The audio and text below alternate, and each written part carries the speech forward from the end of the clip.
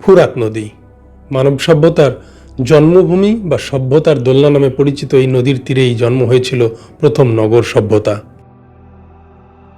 আরবিতে ফোরাত বা ফুরাত নামে ডাকা হলেও ইউফ্রেটিস নামেই আধুনিক বিশ্বে পরিচিত এই নদী। সাম্প্রতিক বছরগুলিতে ফোরাত নদীর জলপ্রবাহ উল্লেখযোগ্য হারে কমে যাওয়ায় আবারও আলোচনায় এসেছে এই নদীর নাম। কারণ ধর্মীয় দৃষ্টিকোণ থেকে ফোরাত নদীর গুরুত্ব অনেক বেশি। আমরা অনেকেই জানি ইসলাম ধর্মমতে কিয়ামতের আগে ফুরাত নদী শুকিয়ে যাবে, অর্থাৎ কিয়ামতের পূর্ব আলামত হিসেবে এসেছে ফুরাত নদীর নাম। তবে শুধু ইসলাম ধর্মেই নয়, খ্রিস্টান ও ইহুদিদের ধর্মগ্রন্থেও এসেছে ফুরাত নদী শুকিয়ে যাওয়ার প্রসঙ্গ। আজকের ভিডিওতে থাকছে ফুরাত নদীর সৃষ্টি থেকে শুরু করে এর তীরে গড়ে ওঠা প্রাচীনতম মানব সভ্যতা, আধুনিক মধ্যপ্রাচ্যে এই নদীর গুরুত্ব এবং ফুরাত নদীর সাথে জড়িয়ে থাকা কিয়ামত প্রসঙ্গ। অর্থাৎ ফুরাত নদী সম্পর্কে জানা অজানা সকল তথ্যই থাকছে আজকের এই ভিডিওতে। দক্ষিণ পশ্চিম এশিয়ার একটি অন্যতম দীর্ঘ নদী এই ফুরাত বা ইউফ্রেটিস। নদীটির মোট দৈর্ঘ্য 2786 কিলোমিটার বা 1730 মাইল। পূর্ব তুরস্কের উচ্চভূমিতে উৎপন্ন হওয়া মুরাত ও কারাসু নদীর মিলিত ধারা ফুরাত নাম ধারণ করেছে তুরস্কের এলাজিক প্রদেশে। এরপর তুরস্ক ও সিরিয়ার মধ্য দিয়ে প্রবাহিত হয়ে ইরাকের আল কুরনা শহরের কাছে তাইগ্রিস নদীর সাথে মিলিত হয়ে ইউফ্রেটিস ও তাইগ্রিসের মিলিত ধারা সাত আল আরব নাম ধারণ করে আরও 193 কিলোমিটার পথ পাড়ি দিয়ে পারস্য উপসাগরে পতিত হয়েছে। ইউফ্রেটিস ও তাইগ্রিস এই দুই নদীর মাঝখানে গড়ে উঠেছিল পৃথিবীর প্রথম নগর সভ্যতা, যার নাম মেসোপটেমিয়া। মেসো শব্দের অর্থ মাঝখানে আর পটামস শব্দের অর্থ নদী। মেসোপটেমিয়া শব্দের পূর্ণ রূপ হল নদীদ্বয়ের মাঝখানে, অর্থাৎ ইউফ্রেটিস ও তাইগ্রিস দুই নদীর মাঝখানে গড়ে উঠেছিল বলে এর নাম মেসোপটেমীয় সভ্যতা। খ্রিস্টপূর্ব প্রায় 3500 বছর আগে সুমেরীয়রা এই অঞ্চলটিতে বসতি গড়ে নগর সভ্যতার সূচনা করে। সুমেরীয় মেসোপটেমীয়রা প্রাচীনতম লেখার পদ্ধতি কিউনিফর্ম তৈরি করেছিল, ফলে তৎকালীন সময়ের আইন ও প্রশাসনিক বিধিবিধান লিপিবদ্ধ করা সম্ভব হয়েছিল। ঐতিহাসিক গিলগামেশের মহাকাব্য এই প্রাচীন লেখনী পদ্ধতি কিউনিফর্মেরই অবদান। চাকা, যা মানব সভ্যতার গতি সঞ্চার করেছিল, সেই চাকা আবিষ্কার করেছে মেসোপটেমীয়রা, তাও খ্রিস্টপূর্ব 3500 অব্দের কাছাকাছি সময়ে। ইউফ্রেটিস নদীর তীরে মেসোপটেমীয়রা প্রথম নগর ব্যবস্থা গড়ে তোলে। এই নদী তীরবর্তী অধিবাসীরা শিকারী সংগ্রাহক জীবন ছেড়ে কৃষিভিত্তিক সভ্যতার পথে যাত্রা শুরু করে।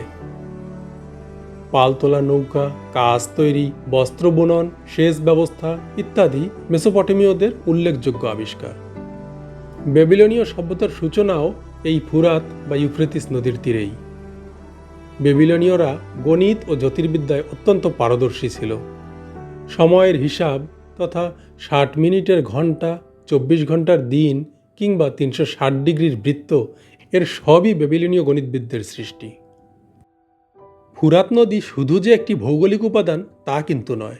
হজরত ইব্রাহিম আলাইহিসসালামের বংশ থেকে শুরু হওয়া 3টি প্রধান ধর্মেই এই নদীর ইতিহাস থেকে ভবিষ্যৎ এবং আশীর্বাদ থেকে সতর্কতা নানা ধরনের গুরুত্বপূর্ণ বিষয়ের জন্য সুপরিচিত। ইসলাম ধর্মমতে বুখারী শরীফের একটি হাদিসে আছে, মহানবী হজরত মুহাম্মদ সাল্লাল্লাহু আলাইহি ওয়াসাল্লাম বলেন, ততদিন পর্যন্ত কিয়ামত সংঘটিত হবে না যতদিন না ফুরাত নদী থেকে একটি স্বর্ণের পাহাড় বের হবে। মানুষেরা এটি দখলে নেয়ার জন্য যুদ্ধে লিপ্ত হবে। সে যুদ্ধে শতকরা 99 জনেই নিহত হবে। তাদের প্রত্যেকেই বলবে, আমিই যুদ্ধে জয়ী হব এবং স্বর্ণের পাহাড়টি দখল করে নেব। অপর এক হাদিসে বলা হয়েছে, অচিরেই ফুরাত নদী থেকে একটি স্বর্ণের গুপ্তধন বের হবে। সে সময় যে ব্যক্তি সেখানে উপস্থিত থাকবে সে যেন তা থেকে কোনো কিছুই গ্রহণ না করে। ইসলামী পণ্ডিত ও চিন্তাবিদরা এই হাদিস দুটিকে আক্ষরিক ও রূপক উভয় রূপেই ব্যাখ্যা করেছেন। অনেক ইমামগণ মনে করেন আক্ষরিক অর্থেই একদিন নদীটি শুকিয়ে স্বর্ণের খনি বা মূল্যবান কোনো বস্তু উন্মোচিত হবে এবং তার দখল নিতে বড় ধরনের সংঘাতের সৃষ্টি হবে। অপরদিকে আধুনিক ইসলামী চিন্তাবিদরা মনে করেন স্বর্ণের পাহাড় রূপক অর্থে আধুনিক তেল ও অন্যান্য খনিজের মজুদকে ইঙ্গিত করে। তবে আক্ষরিক হোক বা রূপক, সেই সম্পদের জন্য যে যুদ্ধ হবে তা নিশ্চিত, এবং সে যুদ্ধ ইতিমধ্যে শুরু হয়ে গেছে। পবিত্র কুরআনের কয়েকটি আয়াতেও এসেছে ফুরাত নদীর নাম, যেখানে ফুরাত নদীকে প্রবাহমান স্বর্গীয় অঞ্চল ও আশীর্বাদের প্রতীক হিসেবে দেখানো হয়েছে। খ্রিস্টানদের ধর্মীয় গ্রন্থ বাইবেলের বুক অফ রিভিলেশনে বলা হয়েছে, the sixth angel poured out his bowl on the great river Euphrates and its water was dried up to prepare the way for the kings from the east. অর্থাৎ চূড়ান্ত বিচারের সময় একজন ষষ্ঠ দূত বা ফেরেশতা নদীর উপর একটি বাটি ঢেলে দিলেন এবং এর পানি শুকিয়ে গেল পূর্বের রাজাদের জন্য পথ প্রস্তুত করার জন্য। ইসলাম ধর্মের মতোই খ্রিস্টান ধর্মীয় পণ্ডিতরাও এই বাণীকে আক্ষরিক ও রূপক অর্থে ব্যাখ্যা করেছেন। রূপক অর্থে নদী শুকিয়ে যাওয়া মানে বিশ্ব রাজনীতির ভারসাম্য নষ্ট হয়ে যাওয়া এবং পূর্ব দিকের শক্তিশালী অঞ্চল যেমন চীন ও পারস্য পশ্চিমের বিরুদ্ধে সোচ্চার হয়ে ওঠা। আর কিছু পণ্ডিত মনে করেন নদীটি আক্ষরিক অর্থেই শুকিয়ে যাবে এবং তখন শেষ সময়ের মহাযুদ্ধ সংঘটিত হবে। অন্য একদল নদীটির শুকিয়ে যাওয়াকে মানব সভ্যতার নৈতিক পতনের সাথে তুলনা করেছেন। তাওরাত বা ইহুদিদের ধর্মগ্রন্থে বলা হয়েছে, সেদিন ঈশ্বর আব্রাহামের সঙ্গে চুক্তি করলেন, বললেন, আমি তোমার বংশধরের জন্য এই ভূমি দিলাম, মিশর নদী থেকে মহান ইউফ্রেটিস নদী পর্যন্ত। ইহুদি ধর্মে ইউফ্রেটিস নদী ঈশ্বরের প্রতিশ্রুত ভূমি ও আশীর্বাদের প্রতীক। এটি বাস্তব সীমাকে যেমন নির্দেশ করে তেমনি আত্মিক অর্থও বহন করে। তবে অধিকাংশ ইহুদি পণ্ডিত নদীটিকে দিব্য জ্ঞানের নদী ও আধ্যাত্মিক সীমা হিসাবে মনে করেন। সংক্ষেপে বললে তিনটি ধর্মই ইউফ্রেটিস নদীকে বিশেষ প্রতীক হিসাবে দেখে। ইসলামে এটি পরীক্ষা ও সতর্কবার্তা, খ্রিস্টান ধর্মে শেষ সময়ের ইঙ্গিত, আর ইহুদি ধর্মে ঈশ্বরের আশীর্বাদ। তিনটি প্রধান ধর্মেই ফুরাত নদী শুকিয়ে যাওয়ার ইঙ্গিত রয়েছে, এতে কোনো সন্দেহ নেই। তবে নদীটি শুকিয়ে যাওয়ার জন্য মূলত মানুষই দায়ী। তুরস্ক বৃহৎ কিছু উন্নয়ন প্রকল্পের অংশ হিসাবে এই ফুরাত বা ইউফ্রেটিস নদীর উপর আতাতুর্ক বাঁধের মতো বেশ কয়েকটি বড় বাঁধ নির্মাণ করেছে। সিরিয়াতেও এই নদীর উপর বাঁধ নির্মাণ করে জলপ্রবাহকে নিয়ন্ত্রিত করা হয়েছে, ফলে নদীটির নিম্নভূমির অঞ্চলে জলের প্রবাহ অনেক কমে গেছে। কৃষি ও শিল্পের জন্য নদী থেকে অত্যাধিক পানি উত্তোলন করা এবং পাম্পের মাধ্যমে ভূগর্ভস্থ পানি অধিক পরিমাণে উত্তোলনের ফলে বিরূপ প্রভাব পড়েছে নদীটিতে। এছাড়াও জলবায়ু পরিবর্তনের ফলে ফুরাত নদীর অববাহিকা তীব্র ঝুঁকির মধ্যে পড়েছে। তীব্র ও দীর্ঘস্থায়ী খরা এবং স্বল্প ও অনিয়মিত বৃষ্টিপাতের কারণে নদীর উৎসে পানির পরিমাণ কমে যাচ্ছে। ইউফ্রেটিস শুধু যে প্রাচীন সভ্যতার জন্য গুরুত্বপূর্ণ ছিল, ব্যাপারটা মোটেও তা নয়। আধুনিক মানব সভ্যতার জন্য এই নদীর গুরুত্ব এখনও অপরিসীম।